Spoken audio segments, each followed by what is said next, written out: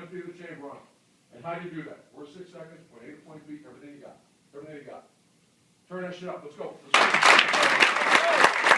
Welcome to Scoop World Order. It is already Wednesday. It is the 8th of February, which means we are less than 1 month away from spring football kicking off. Kicks off on March 7th. The date circled on everybody's calendars. There will be a ton of recruits there that first day. A lot of excitement. These guys like to get a few practices out of the way before everybody goes out and about for spring break, and then they'll be back full tilt. So really excited about this. We got some news potentially on some facilities that are rumored to be breaking ground after spring ball. So we're going to let you in on that. It's funny in the chat. We already have does James need to go on the road and Parker Fleming go off the road question? So that didn't take long. That's something that a lot of people are projecting. I think it's something that needs to happen. We're going to get into that. Might even break down who we think could be the first day O-line for spring football. But with that being said, as always, thank you guys so much for tuning in. We love doing these live shows with you guys. They are a blast. We have a lot of fun doing some of the questions are just fantastic. So thank you guys for all of that. Again, if you enjoy this video, please click like, add a subscription, hit subscribe, put that little bell for the alert. Those are huge. Those really, they'll let you know when we pop on. We generally do it every night. So it's been a lot of fun doing these live shows. So we appreciate you guys joining us as always. That being said, bring in my good friend, Nevada. Nevada, how are you? I'm doing great. It's, it seems like we just got done with football, and now we're right in the midst of winter conditioning, and spring football is less than 30 days away. So yeah, no, it's this is a fun time of the year, and Ohio State's not resting. They're doing lots, and they might have some facility stuff to talk about. So that should make for a lively episode. That's for sure.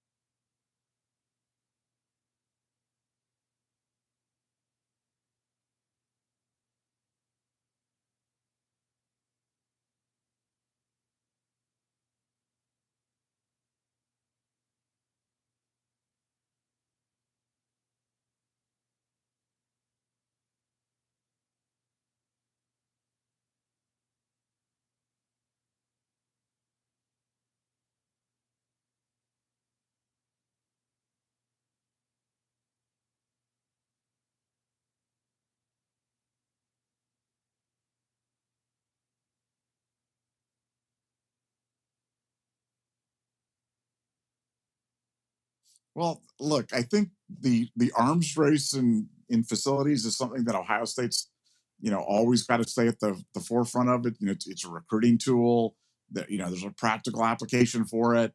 But, importantly, Ohio State just needs to be cutting edge. And Ohio State, I thought when they, originally did the Woody Hayes Athletic Center that it was really one of the nicer, places in college football, and it was certainly state of the art.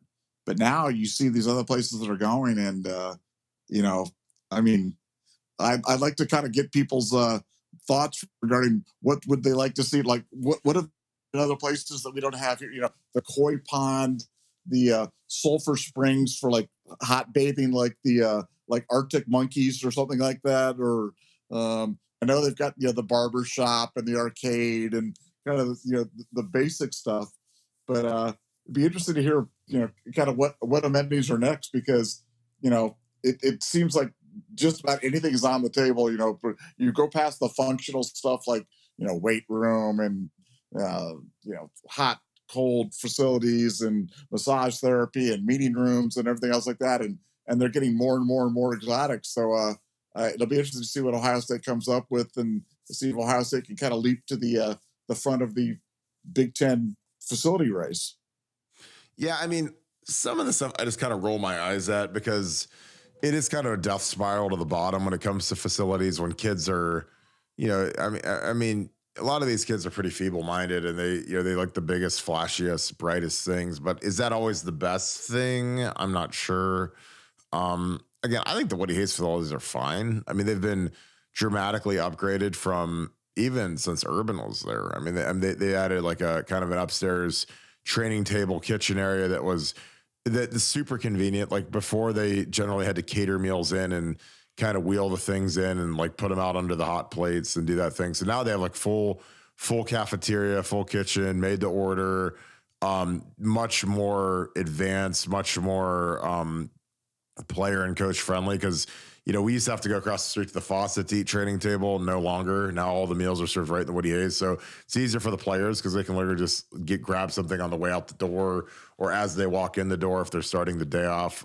That's a huge upgrade for quality of life. I think that they might do some of the study table stuff there right now. A lot of that's at Fawcett. But, if you can kind of do everything in the Woody and never have to leave, it's just helpful because you don't have to worry about parking. You don't have to worry about, I got to be at this building after practice, have a tutoring session. Like if you can get all that under one building, that's huge. But yeah, I think a lot of the stuff is stupid.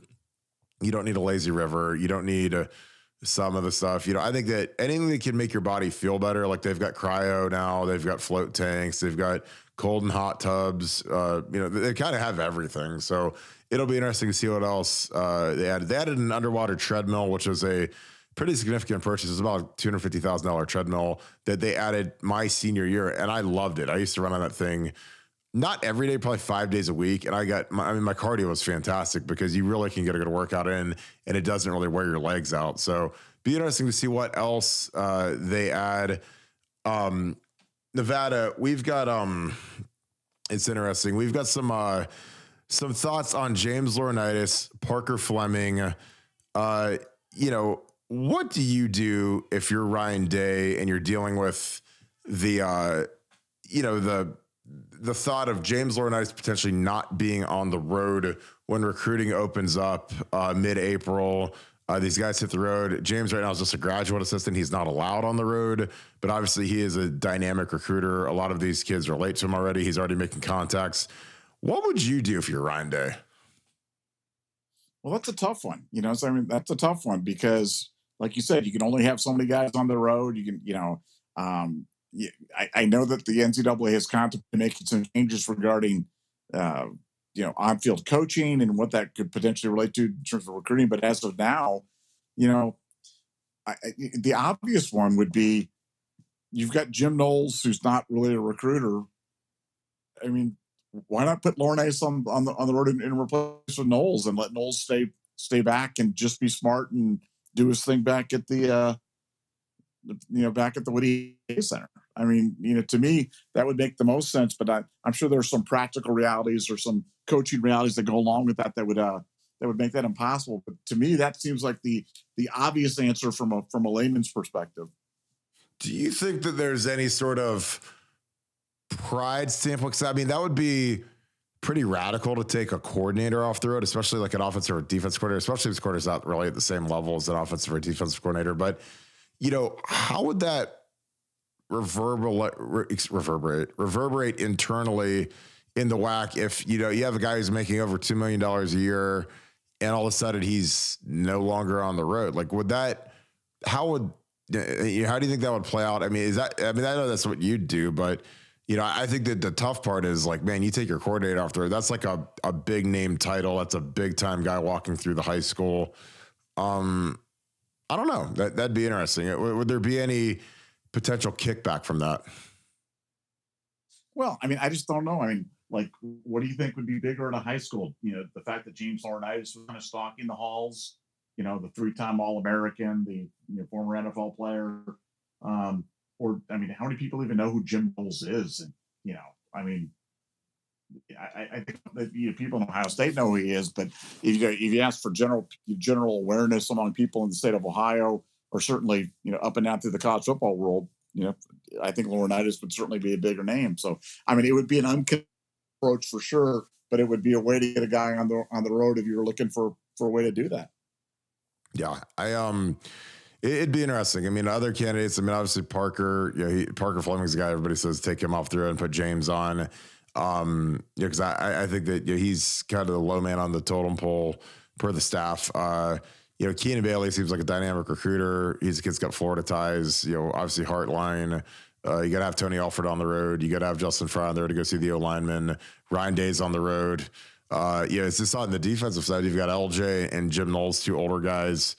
No linebackers coach. Your two secondary guys in Perry. And I mean, you have to keep, and again, this isn't anything other than just a fact, but like, you got to generally have 4 to 5 minority coaches on the road to go through Atlanta, go through South Florida, Cleveland, just certain areas. But yeah, it's an interesting deal. What do you think the staff looks like at this time next year? Do you think it stays the same? Is James promoted? What would be your thought to that? Because James seems like he's on a 1-year deal, where then all of a sudden next year he's a full timer. But what are your thoughts on that? Yeah, well, I think you always got to be prepared for that, because I think much like you're going to have a lot of transition on your team. You've got to plan for transition on your coaching staff as well, and you've got to have your next guys that are kind of in waiting. And I think James would be a guy that you could slide in, and maybe they balance out the imbalance between the offensive and defensive coaches and bring him in if somebody left on the offense. Or I think they have a lot of options, but nice to have bench strength, nice to have internal bench strength, and James Laurinaitis certainly provides you with that. And I think he's the guy that will be part of the permanent 10 at this time next year. And I think that'll certainly be added to what Ohio State's doing. Yeah, I think James at this time next year is a full-time coach at Ohio State. I think that's, I don't want to say it's been promised, but it feels like there's been a lot of talk towards fast forwarding that, which again, it's just interesting. 2 years ago, couldn't get a call back, and now he's on that fast track to being a full-time coach at Ohio State. And again, I don't know if 1 year as a G8 Notre Dame really changed his perception that dramatically, but whatever it took. I mean, I'm just glad James is back on the staff where he deserves to be and where he should be. Okay, so there's a big 7-on-7 tournament in Naples, Florida this weekend.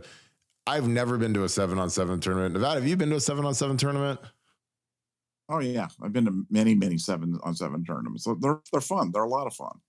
Yeah, because it's going to be a South Florida Express tournament. I'm actually pretty jacked about it to see JJ Smith, JoJo Trader, some really big time guys. Again, I think that it's funny, the South Florida Express, they have some interesting things going on with quarterback, because they wanted Dylan Raiola. Dylan Raiola obviously ghosted him.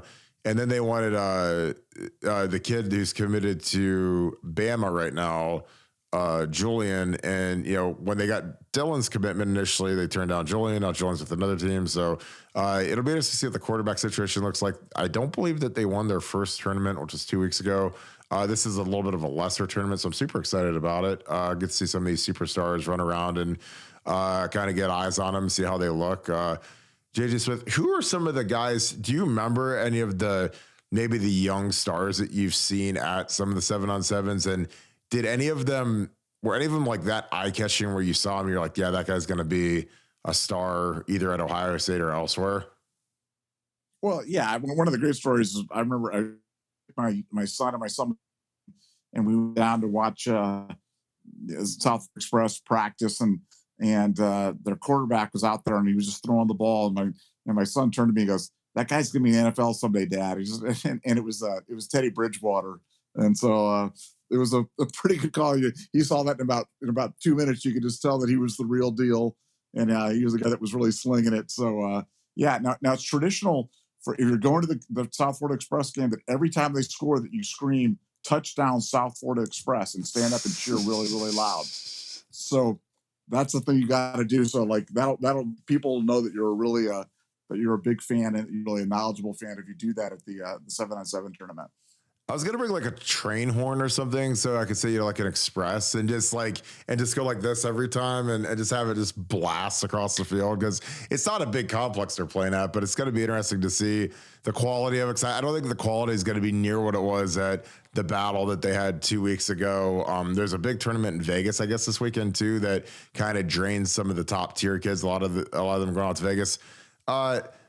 Nevada, how big is the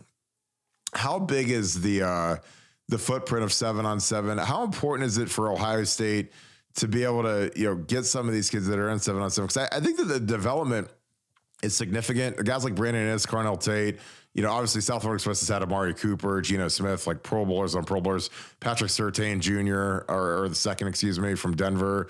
They've had some big time dudes, but how important is it to have these big time competitive 7-on-7 tournaments? Because like in the state of Ohio right now for kids that play football, there really isn't anything going on other than, hey, I can go throw the football, at the practice field with my quarterback, or I can, go play football in the basketball gym, or maybe go to like a training session somewhere. There isn't organized competitive tournaments like there are in the South.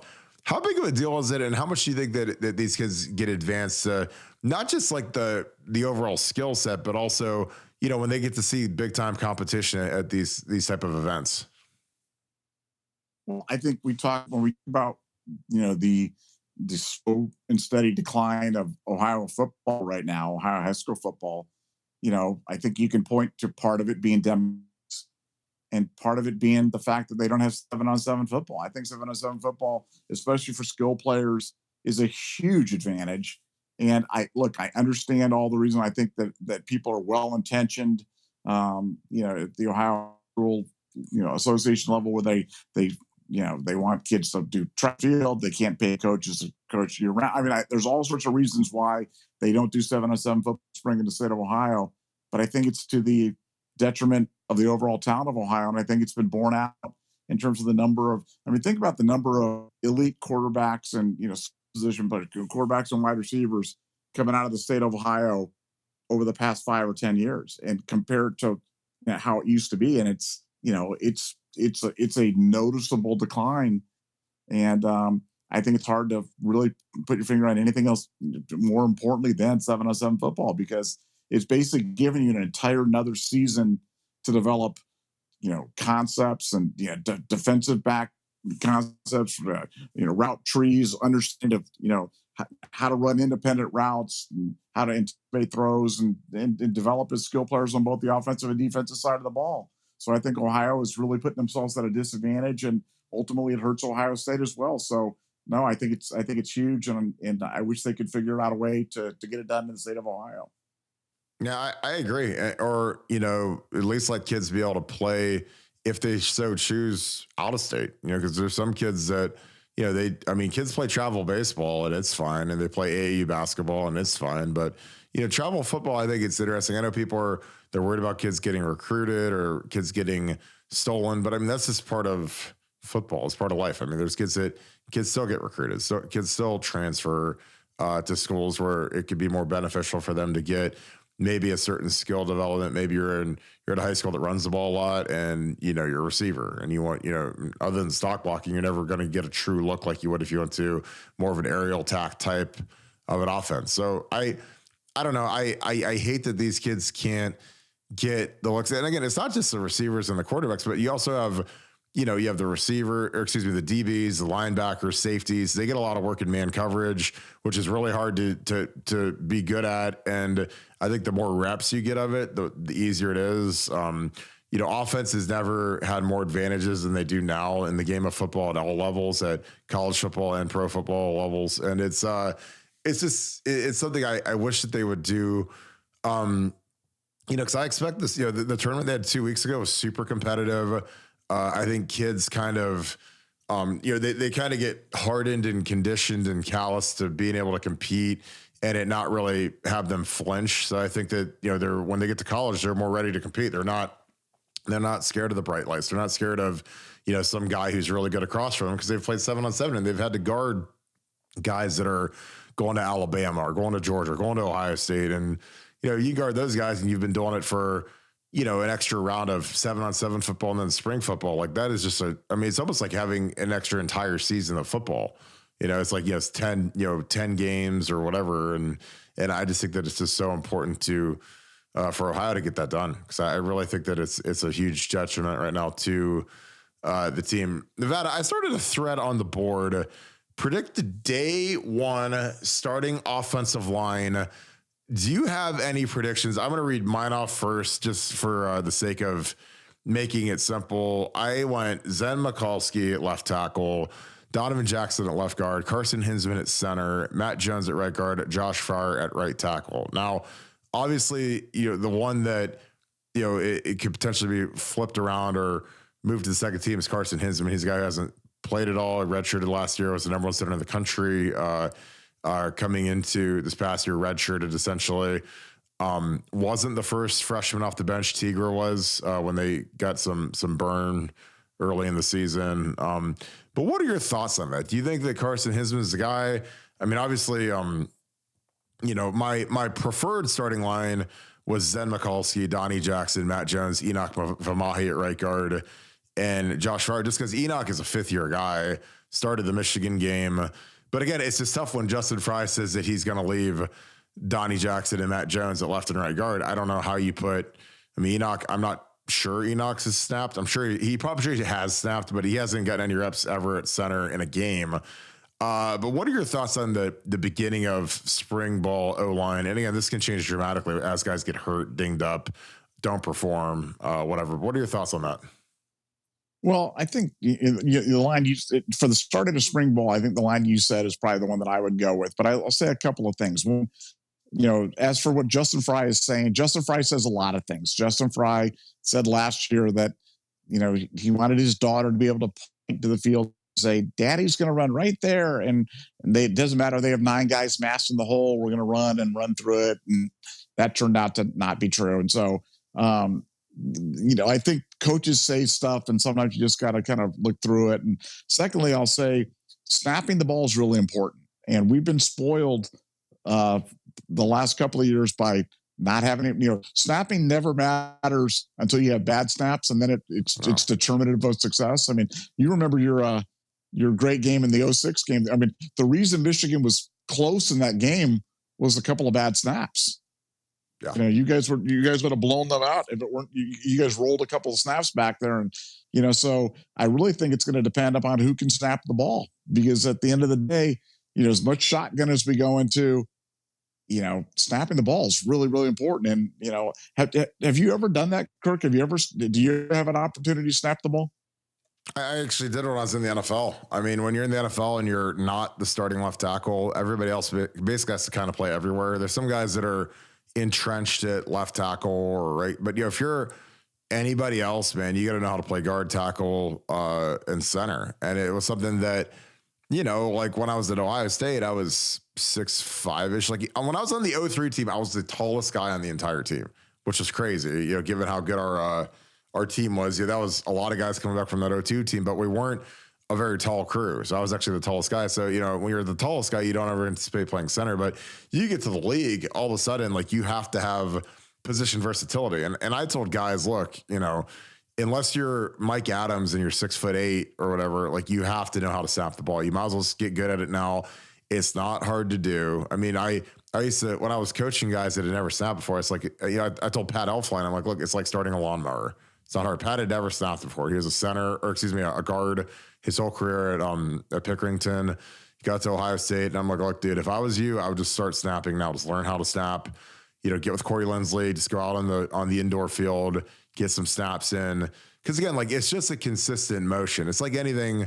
It's like when you watch NBA players shoot free throws. Like it's just they're so used to doing that consistent motion that it's just muscle memory at that point once they get really good at it. And that's all snapping is. Like you see guys that are really good at it. Like the funny thing is, like, I think the guy that was the most consistent snapper that I was ever around at Ohio State was Jack Mewhort, and he never played a game at center. But in 2011, we were really short on the offensive line. We had some injuries, and we had a lot of guys left. Not guys that were big time draft picks, but Bryant Browning, Andy Miller. We had about 4 or 5 guys leaving, including walk-ons. So we were really short, and we didn't have any early enrollee freshmen, and so it was like, we had to play guys at center. We had Brew, we had Corey Lindsley, and we had Jack had to jump in at center to give those guys a blow. So we went 3 groups, and Jack was our best tackle, guard, and center, going into the 2011 season. And he just did everything well. And it's just, but, it's funny because Brew, who started 50 games at center or whatever it was, or 40 something games at center, his snaps were probably the most erratic. And then Corey, who's been in the NFL and was the highest paid center ever, would absolutely just moonshot snaps. I didn't even know how he did it, where he would snap the ball and it would go 15 feet over the quarterback's head. So, I mean, it was like Kareem Abdul-Jabbar Yao Ming couldn't grab these snaps sometimes. And it was just weird because I was like, I didn't know how he could even shoot it up, shoot it that high in the air, but he did. And so he obviously calmed that down to the point now where he's, one of the best centers in the NFL, multiple time Pro Bowler again this year. So, it's definitely something that would learn. If I was any of these young linemen, if I'm Luke Montgomery, Josh Padilla, Austin Sareveld, all those guys should be snapping. I'd have basically anybody who's not like a 6'6" plus body true tackle should be snapping basically every day on the indoor just to get used to it. Because again, you might not do it at Ohio State, but when you get to the league and all of a sudden, a team needs a center in a pinch, it's a great thing to have kind of in your thing. And something that's even better if you want to go to that next level is to short snap, and become a short and a long snapper, because those guys play forever in the league. There's guys that they don't make it as offensive linemen. Like Pat Manley was a kid that got drafted with Olin Cruz in Chicago. And he was a long snapper, and he ended up playing like 18 years in the league because he was a long snapper. I mean, he wasn't good enough to be an O-lineman, but he had a very consistent long snap. And that's like one of those low key funny things when you see some of these guys like Jake McQuaid played longer than anybody on the entire team from the 2006 Ohio State, that year that we beat Michigan, that game you're talking about. Jake McQuaid, our long snapper, he was the backup long snapper. Then he played in the NFL for like 15 years. I think he's still going. He made Pro Bowl. So, again, I just try to tell these guys and give them some game. Hey, if you want to stick around in the league, man, it helps when you can do multiple things and you're just more handy than the next guy. Your thoughts on that, Nevada? That was a long one, but what are your thoughts on it? Well, considering that my worst beat, and I've told Sarah before, my worst beat in the history of betting was when Brady Taylor airmailed a snap in garbage time over the quarterback's head and cost me an Ohio State cover. I'm always hypersensitive to players and snapping, and so you talking about how easy it is just angers me more at Brady Taylor at this point. I mean, it's it's easier for me to sit here and say it. I don't have anybody standing over me trying to kill me like a regular center does. But yeah, it just sometimes these guys, they stand around for 3.5 quarters, and all of a sudden they get in and they get a little angst, and they airmail it or they lowball it or whatever it is, and it's tough. Like, I mean, I've told people, look, I hated being on the bench. My redshirt freshman year when I was coming off the bench for the first 3 or 4 games, it's the most miserable thing in the world because you have to consistently stay warm. Like, you have to keep stretching, and like when you're a starter, you're in the whole game, so you're playing. You don't ever have to stretch out in between series and sets and whatever. So it's tough. I'm never envious of those guys that have to stand there for 3.5 hours, and then all of a sudden it's Ryan Day's like, hey, all right, we're gonna go with the 2-0 line, and then these guys are like, oh god, I got to go in now, and I got to get warmed up and stretch, because that sucks. I'm just being honest. I mean, it's great to get the win and stuff, but man, when those twos go in there, sometimes it's hard to watch because they've been standing there and cold, and and I'm not talking like from a temperature standpoint, but after you've warmed up for pregame and you got to stand there for 3 hours and wonder if you're going to go in or not. It sucks to then have to go in. It's better just to start the game off. Kirk, I got another question for you regarding this, because this is something that I've always wondered, and I really this is not like this isn't a bit. We haven't set this up. So I just want to ask you this question and get your honest, unvarnished opinion on this.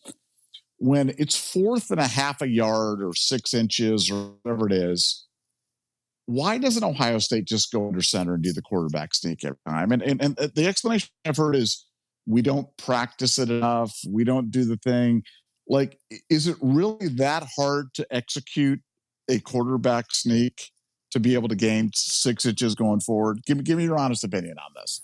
I don't think it is. I've never thought it was. I think some of these spread offensive gurus get it in their head that, oh my God, what happens? I think they just worry about other people's opinions, or they're just like, oh my God, if we're in shotgun 70 snaps in a row, and then, to win the game, we have to get a sneak, and that 71st snap is under center. And what if they bobble it? They put it on the ground, and it's like, hey, anything can happen. You can get a bad snap, but I remember like Tom Herman was like that. Like we never ran a quarterback sneak with Tom Herman. And then when we would get into victory formation, we did victory formation out of shotgun, which was something that I'd never seen before, but that was his explanation, is that all of a sudden, when you're up by 3 points and you're trying to take a knee, you're going to get into a regular under center look and then drop the ball on the ground. And then the team runs the other way, and they score, and then they're ready to fire you. And they say, oh, you were in gun the whole game until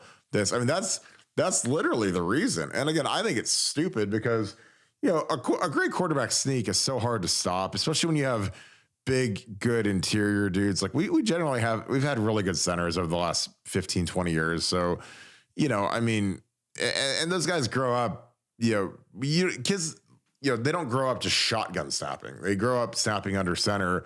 So it's not crazy. I mean, I would practice under center. Ryan Day goes under center way more than Urban did. So again, I think it's sometimes these guys, they just get in their heads, man. They worry about what other people are going to think. And they're just like, well, I can't be the guy that, does a sneak and we fumble it because we don't do under center ever. And that's just how it's going to shake out. I'm like you. I think that the quarterback sneak is one of the most underutilized things. I mean, if we would have run, imagine if we line up in shotgun against Georgia when it's it's 1st and 10 and there's 30 seconds ago and you have 2 timeouts.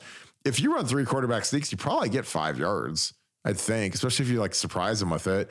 And then, all of a sudden it's a 45-yard field goal instead of a 50-yard field goal. And then we might win a national title. I don't know. When you really need a couple of yards, man, it could be, because a thing that we used to do with, as an audibles, we just call Converse, which meant sneak. You say any brand of shoes, Nike, Reebok, Converse, and that meant sneak, and we'd herd a line and run a quarterback sneak. And so, again, if you're seeing what Georgia's doing and they're in that funky defense and you're in gun and you have a bad run called and they're coming from depth, I mean, just run up there and sneak. There's a huge hole. You can go get 2-3 yards, fall down, call timeout. You still have, another timeout and 2 more downs before you have to kick the field goal. But I don't know. That's just my opinion. And again, that might be just completely idiotic. Obviously, I wouldn't have ran a sneak there. I'd have ran a Mecca on the jet sweep because I think that was just so open. But I digress.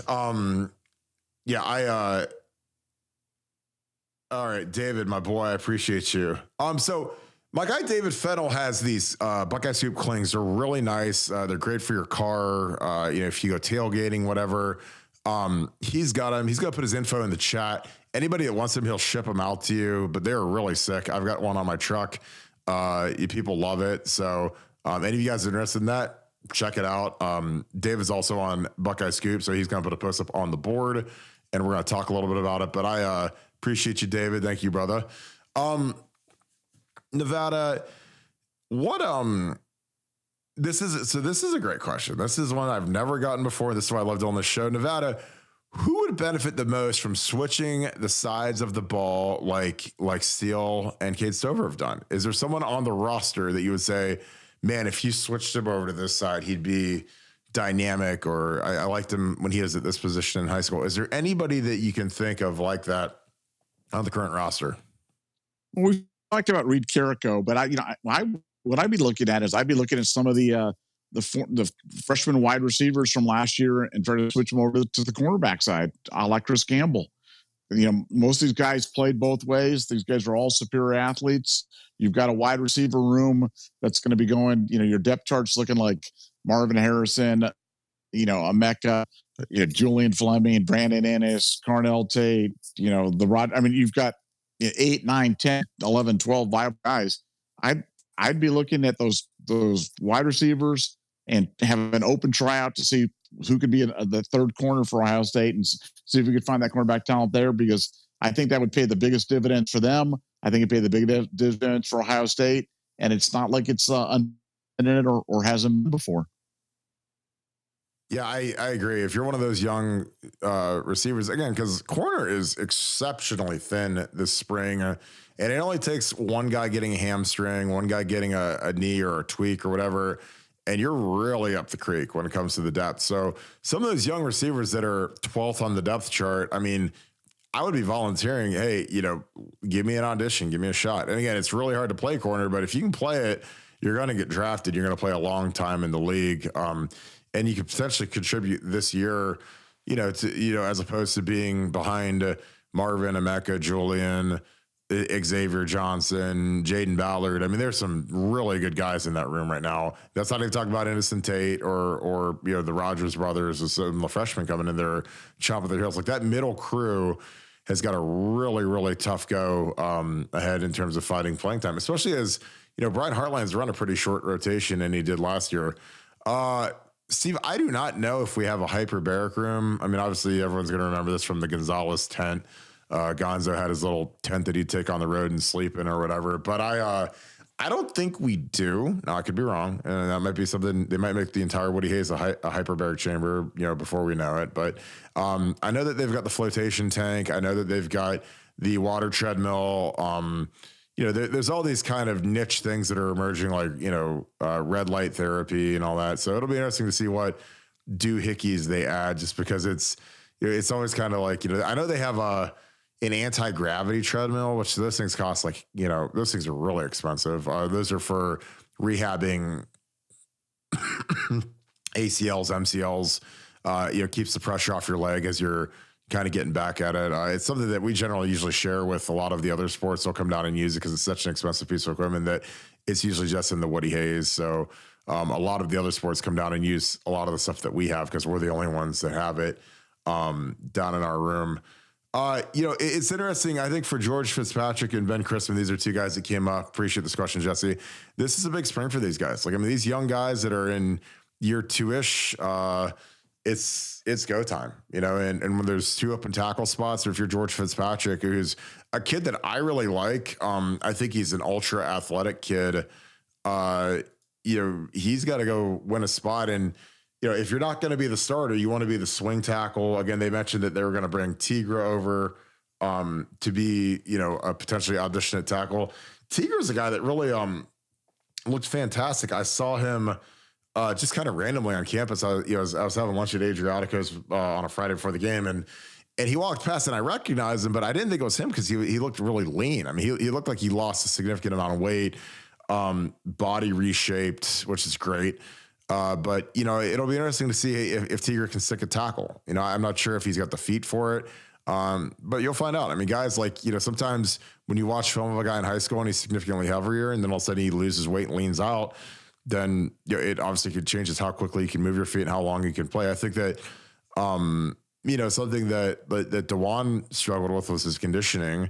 DeJuan obviously is, freakish kid. He'll probably be a top 2-3 round draft pick depending on how his combine goes. But, I think that, getting guys out there that can, just lock in and play as hard as possible, snap over snap, I think is good. And I think Josh Fryar is going to do a good job. And people might think I'm crazy because, obviously DeJuan is, he's a different type of specimen being as big as he is, but Josh is a really athletic kid, man. He's a kid that tore his ACL, warming up for the Michigan game, which is, completely unheard of. Strange to have like a catastrophic injury when it's really, not that serious. I mean, warm-ups, obviously you're getting warmed up and ready to go, but you're not killing each other like you do during a game or during practice. So I'm sure you just get caught in the turf and the ACL went, but he looked good when he was in there last year. He was our 6th lineman. He did the tight end stuff where he wore the 41 jersey. And I'm sure that we'll have, whoever our sixth guy is this year doing it, that could be George Fitzpatrick. It could be Tigra, who they use as that jumbo tight end. But yeah, it's a big, and for Ben Crispin, it's also huge. He's a guy mostly tackle in high school. Was playing a lot of guard with us last year. Bigger kid, but it's go time for these kids. When you're in year 2, man, it is time to kind of make your name for it, and you got to treat this stuff like it's a game. You can't be kind of waiting around to hope that people leave and you just ascend to your spot. Like, you got to go take a spot. Nevada, any thoughts on that? Again, I know that we've got some young linemen, and again, this isn't just offensive linemen. This is basically every position. If you're going into year 2, man, those coaches are trying to say, hey, is this guy ever going to contribute here? Do we need to go, push him out the door? But your thoughts on that as a lot of these guys are going into year 2 after a redshirt year. Well, I just think a lot of people are making decisions. Coaches are making decisions about who they're going to push out the door. Players are making decisions about this new transfer portal window that's open, after spring football. And, is that a time for them to make a move onto greener pastures, whether it be via NIL or playing time or whatever it might be? So, look, there's a lot of moving parts right now, and for players, yeah, I think it's go time, but it's not only go time at Ohio State, it's go time either here or it's go time somewhere else. So there's a lot on the line with spring football, probably more so than at any point in Ohio State history before, which is going to make the position battles just that much more interesting, because there's so much riding on it, because you've got to make evaluations. Got to make evaluations for Ohio State, and guys have got to make evaluations regarding their future with the program. So lots to play for, and lots to be watching for as a fan. Yeah, I think that something that is also, it hasn't been said, but is really notable, is the fact that we've got 3 freshmen early enrollees here. So, a lot of times these guys come off a redshirt year, and, they kind of settle into a spot with the second or third team O-line and try to improve. But, man, when you've got 3 young guys nipping at your heels who are ambitious enough to come and graduate early, I mean, you better be tuned in and sharpened up, because you don't want to get, lapped by one of those guys that's here and is a year younger than you. And that's something that, we usually get 1 guy come in early, maybe 2 on the O-line, but having 3 is, these guys are all going to be fighting for reps. Generally, you go 2-3 groups. Ryan Day is going to be up the O-line's behind, just because, you got to get a good evaluation on these quarterbacks. And if your O-line is giving up pressure and sacks, and, you can't get any push in the running game, then all of a sudden, the pressure and intensity is going to get turned up on that room. Because that's there's one thing to get the ire of the offensive coordinator, of the head coach, is when you're trying to get a quarterback and a receiving crew in rhythm, and we can't protect. I've been on O-lines, I've coached O-lines that had bad days in protection, and the entire offense can't function when the offensive line isn't right. So, and again, I think that part of it is early on, when you've got, a couple of new tackles out there, and, and they're going against guys. I mean, these guys got to eat their Wheaties, man. 'Cause they're going against JT Tuimoloau, they're going against Jack Sawyer. They're going against, a really, really impressive defense, 2 5-star defensive ends. So, those guys were banging with Paris and DeJuan last year. And now, those are the guys that are, they're still there. And now, you get the new tackles, with Zen Mikulski and George Fitzpatrick and Josh Fryer and all these guys. They have to go bang against those 5-star guys now, and it's a little bit of a level jump when you go from banging versus second team defensive ends to the first team defensive ends, and really the entire defense, because that first unit's always got a lot more speed, a lot more veterancy in terms of just they've played. These guys all played against Georgia, and then they're not scared of you, and these guys are. A guy like JT Tuimoloau is just foaming at the mouth because he wants to go be a top 15 pick. And the thing that keeps him from being that is he's got to get to the quarterback more. So, when it comes pass rush time, one-on-one pass rush period and third down period during team drills, man, that guy is trying to get home and just be an absolute wrecking crew. So it's going to be, like I said, for these tackles, man, it's every day has got to be it's got to be like the Michigan game. You got to get locked in and get ready to go, because, man, these guys are going to be coming for you. Nevada, I was seeing if I had Georgia's tape. I think I deleted it on our deal. Yeah, there's people in here saying Kojo, Ballard. Nevada, who would you put at punt returner this year? Would you leave Emeka out there, would you make a move and have Jaden Ballard or someone else who maybe hasn't had a role yet and could potentially take that off of Mecca's plate? Well, the first thing I would do is I would put 2 punt returners back there, because I think the idea of having one returner back there is dumb. And when Ohio State was really cooked, they put Santonio and Teddy back there. You don't have to run 40 yards whatever it is across the field to catch the ball. You get more returns that way. You get less balls hitting the ground. The guy can also come up and be an advanced blocker for the guy. I put 2 guys back there, and I'd make Emeka one of them for sure. I think this year they couldn't do it because Emeka was, part of a thin recruiting receive crew, and they didn't want to get him hurt, so I just had him back there fair catching a lot. But this year I'd be going for returns. I'd put 2 guys back, and Emeka would certainly be one of them. And I find out who the most dynamic person was, who was sure-handed enough to catch the ball. But I'd go with 2 returners back and see what we could cook up. Yeah, I agree. I miss the 2 returner days.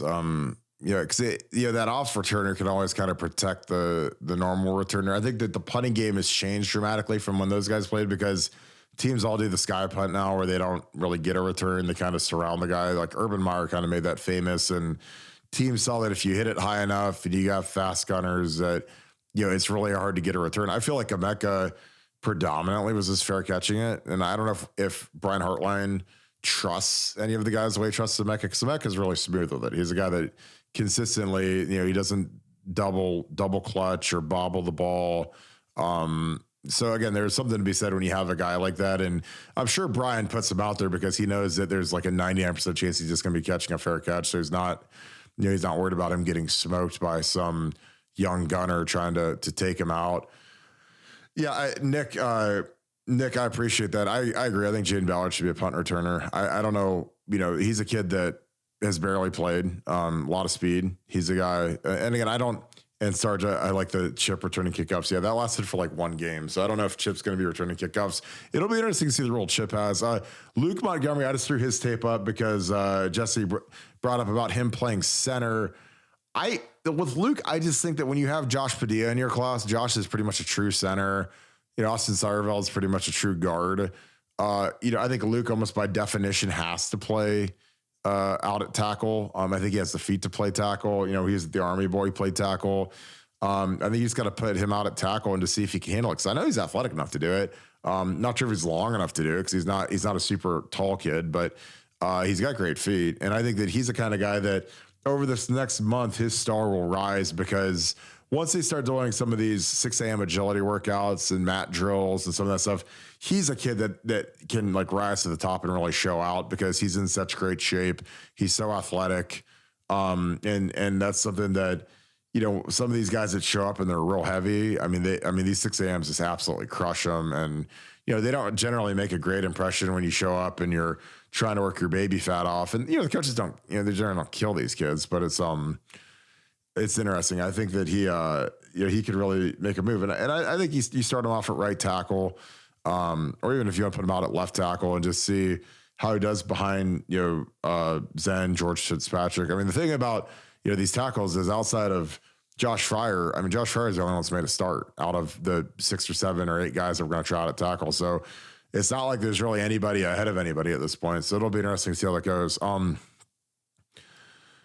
Sonny, all right, this is interesting. I was a high school coach when Tressel was hired, but I was nervous that he was a 1AA coach. Nevada, were there concerns when Jim Tressel was hired? I can't even imagine how that went over in message board land. This is probably like in AOL days, 2001. But Nevada, your thoughts on that question? How concerned were, I guess, kind of the insiders at Ohio State when Jim Tressel was named the new head coach at Ohio State?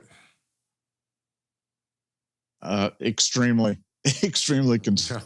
It seemed like, if you had a plan A and a B and a C and a D and a D, that he was like a plan F guy. And, while there were some sharp people, and I certainly was not one of them, but there were some sharp people talking about, his success at Youngstown State and, how he could apply that there to Ohio and his understanding of Ohio State football. He was, almost a relatively unknown to the 99% of the people on the message boards, and it was not met with great acclaim. So I would say that was viewed a risky backup hire at best. Yeah, I mean, it was. I remember when he was hired. I went to camp that year. I was a junior in high school, and it was '01, and like he was eating in the dining room. And the dining room was like on campus in the dorm, so it was nowhere near the Woody Hayes. But he must have driven over to see if any of the star recruits are over there. And obviously, I was nothing at that point, and I was actually wearing a Penn State football camp shirt because I just came from Penn State camp, so it was like a shirt that I just had in the bag. And man, he let me have it. It was hilarious, and he just like crushed me for it. And he didn't know who I was at that point, so it was kind of funny. But he yeah, I mean, for a guy to be hired at a 1AA at a place like Ohio State. Now, granted, Ohio State, it's always been Ohio State, but it's a little bit higher level now just because we've been so consistently good over the last 20 years, really since he got hired after kind of cratering out at the in the 99-2000 era with Coop. But yeah, Tress took the bull by the horns, and that first year, he went 7-5. So it wasn't like it was a complete overnight success because, most of the time, nowadays, if we went 7-5, someone's getting fired at Ohio State. So then he rebounded obviously with the magical 14-0 2002 season. So yeah, it was just be interesting. I mean, that was a ballsy move by Andy Geiger to hire him, but they interviewed Glenn Mason and Mike Bellotti and Mike Bellotti, famously asked, "Do we play? Who's your rival?" And Andy Geiger said Michigan, and they said, "Do you play them every year?" So that was kind of a space cadet moment for him. But that literally happened in the coaching interview, and I got that firsthand from someone that was sitting in the interview. So that kind of crossed him off the list. And then a lot of the fan base wanted Glenn Mason. They wanted the power running game that he had. Obviously, he was really good at Minnesota for a while there. We played them in 2005 out there when they had Marion Barber. They had those two great running backs, Lawrence Maroney and Marion Barber. And I mean, they were nasty to go against, and their scheme was really good. They ran kind of that Denver that zone scheme that Denver ran, and it was really tough to go against. They shredded our defense that day. I mean, I remember Ashton, there was a kid from Akron, Ellett, that shredded Ashton that day. And Ashton, like, he, when he went to the NFL draft after that year, I guess like the New York Jets put that tape on and they just watched like every route against that kid. And that kid didn't get drafted, and he just destroyed Ashton that day. So that was like the thing that Eric Mangini did. He always made everything like he made like a low light reel that he would show to these top draft picks, and it was always kind of funny. Nevada, it's kind of early to pick an odd man out at safety. I don't know if there's really an answer for that because it's just so early. But again, who do you think would be your top three safeties right now? You generally go Proctor, Ransom, and then do you go Sonny Styles, or do you go Jihad Carter, or how does that work out in your rotation? I mean, it's got to be, I mean, and again, my answer would probably change. It was probably different yesterday, and it could change tomorrow. But probably Proctor, Ransom, and Jihad Carter, and then Sonny Styles at the jack position. So I think I'm probably moving guys around and seeing where they fit. But I think that's probably that's kind of the chalky prediction for the safety spots for right now. Do you think Jihad Carter and Davison Igbinison are both day one starters the first day of spring ball with the ones? Well, I mean, whether it be day one or day two or day three, but I think they're definitely starters. And I think it's just a question of how they ease them in there and how they do that politically. But I'd be shocked if they weren't starters very, very early in their tenure at Ohio State, both during spring, fall, and everything in between. Yeah, I agree. It's really interesting how you handle these transfers because, these kids weren't here. They weren't here last year. And all of a sudden, they're older. They've played, though. So you have guys that have shown up and started or played at a high level last year, but they also weren't here last year. So they don't have the system as well as the guys that were here last year. And plus, you have to give some deference to the guys that were here. Like if Josh Proctor comes back, you got to kind of start him the first day and make him feel good. Yeah, it's going to be fascinating. Like, I don't know if I've ever been as excited for a spring ball. Like, I mean, because you got the quarterback derby, you got the safety derby, you got the new transfer portal people. The O line is always entertaining just because, I mean, there's just so many different combinations, so many different guys could potentially play. Who shakes out? Who ends up doing the best work? Nevada, your excitement level of the spring. Am I crazy for saying that this is going to be one of the most interesting spring balls that I can remember? Oh, I don't think there's any question. I think that when everything you said, and then you throw in just the specter of the transfer portal for guys going in and out, and I just think there's just so many stories and subplots and different things going on at this during this spring ball that it's definitely going to be must see TV every day of spring football. Yeah, and something that also didn't even mention is Brian Hartline is the new offensive coordinator. Like, that'll be something that'll be really interesting to watch, because again, it's tough, man, because Ryan Day had the best play calling game of his career against Georgia. If you just go like overall difficulty, I mean, you're playing Georgia in Georgia, the national champions, two-time national champions now, beat them, up and down the field. It kind of, like I said, it's probably his best performance that he's had as a head coach, just in terms of the caliber of the opponent, where it was. And then you're going to hand the baton off to Brian, who's never called a play before. It's going to be really fascinating, and again, it's going to be one of those things where if Brian starts to kind of run the Ferrari up against the rails of the highway, and starts scraping it up, like, does Brian Day grab the keys back? Like, that's going to be something that's fascinating, because I think that, Ryan, what got him here and got him to this point was being a play caller and being really good at it, and really dynamic offense. His number one offense. If that offense is down 15, 20, 28, which I can't imagine how it could be with Marvin and Emeka and Trey and, whatever. But, it's going to be fascinating to watch that dynamic and how it works. And, I would imagine that Brian Hartline goes up in the box. If I was a first-time play caller, I'd want to be in the box, just because it's a controlled environment. It's nice and quiet, easy to see the game, easy to take notes, chart things. And I just think that when you're, down on that field, man, it is a different beast. And maybe Brian wants to be on the field, but if I'm calling every play, man, I want to be upstairs. I want to have my pens. I want to be able to see the replays. I want to have notes, and like, when you're down on that field, man, it is absolute chaos constantly. So, last question, Nevada, as we clean this thing up and get this thing locked in. If you're Brian, do you go up or down? Are you up in the booth, or are you down on the field? Up. Easy. It's up. And also, this is an important point. And I think, we keep talking about this, play calling thing, like this was Ryan Day's decision. And so whether Ryan will take back the keys, this decision was made for Ryan. Ryan was told to give up the play calling.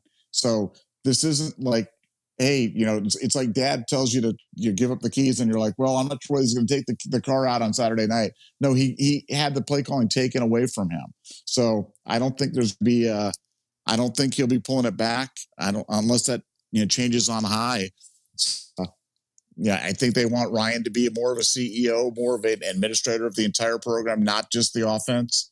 And I think that this was made, 4 pay grades ahead of, above him, and that's why I think it'll be that way. It's fascinating stuff. Well, going to wrap this thing up. Any final words, Nevada, as we clean this thing up and head over to BuckeyeScoop.com? No, just ball 30 days away. Can't wait. Interesting things, and we'll try to get a little bit more details regarding the improvements of the Woody Hayes Athletic Center and the new facilities for Ohio State, whether it be the simulated flight thing, or the bonsai pipeline thing, or the dual threat miniature golf koi pond death shark adventure. Yeah, they should have like dolphin adventure. If they had like a dolphin adventure in the WAs, that'd be awesome. Like Star Wars land, like you're at Disney World. Yeah, exactly. Build your own lightsaber, build your own droid. Yeah, that'd perfect. Be great. Perfect. I like it. Cool. Well, there you go. There you have it. So to wrap this thing up. Appreciate you guys as always tuning in. Great show. Again, great questions. Appreciate you. As always, I see my regulars on here. Thank you guys for being on here. Again, you guys bring some great stuff, a lot of great insight, and a lot of stuff that I love to talk about and kind of clear up for you. You guys bring the questions, we bring the answers. If you enjoy this, BuckeyeScoop.com is a spot for you. The #1 Ohio State community online. We're growing like mad. Great community, super active, really intelligent posters, great discourse, a lot of debate. We watched the LeBron game live, game threads. It's just a wild time. We love it on there. So we appreciate you guys. If you enjoyed this video, please leave us a like and click subscribe. The subscriptions are huge for us. The likes are huge for us. Those really add up. Again, they bump us up the algorithm. So you guys are directly a part of why we are doing so well on our YouTube channel. So thank you guys so much. If you guys are listening to us on Spotify or Apple Podcasts, please leave us a 5-star review. Those are huge. Again, helps people find the show and grow the show. So thank you guys again for that. With that being said, I'm heading over to BuckeyeScoop.com for the rest of the night. If you enjoyed this, you got more questions, that's the spot to be at. So appreciate you guys. I'm going to talk to you guys tomorrow. Thank you, Buckeye Nation, and thank you so much, Scoop family. Again, appreciate you as always. Have a great rest of your day. Go Bucks.